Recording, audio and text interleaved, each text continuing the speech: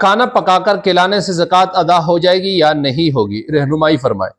اگر کوئی شخص زکوٰۃ کے مد میں کھانا کھلانا چاہتا ہے تو اس کے لیے یہ تفصیل ہے، یہ شرائط ہے، ان شرائط کے ساتھ اگر کھانا کھلائے تو جائز، نہیں تو ناجائز، زکوٰۃ ادا نہیں ہوگی، اپنے پیسے ضائع کرو گے۔ غور سے سنیں اور اپنے دوسرے بھائیوں تک بھی پہنچائے تاکہ کسی کی زکوٰۃ کی رقم ضائع نہ ہو جائے۔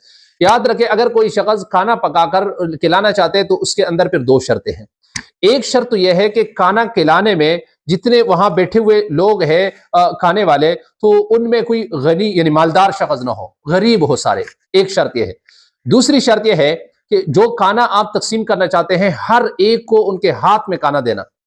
یہ نہیں کہ دسترخوان آپ نے بچھا لیا، غریبوں کو کھانا کھلایا اور آپ کہیں کہ میری زکوٰۃ ادا ہو جائے گی، تو ایسی زکوٰۃ ادا نہیں ہوگی۔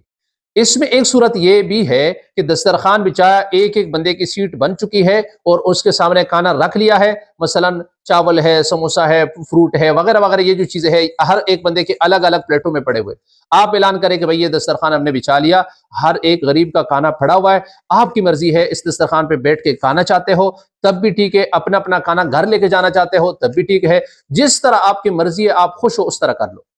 اب اس صورت میں یہ جو غریب ہے اس کھانے کا وہ مالک بنا، اس صورت میں زکوٰۃ ادا ہو جائے گی، کوئی مسئلہ نہیں ہوگا۔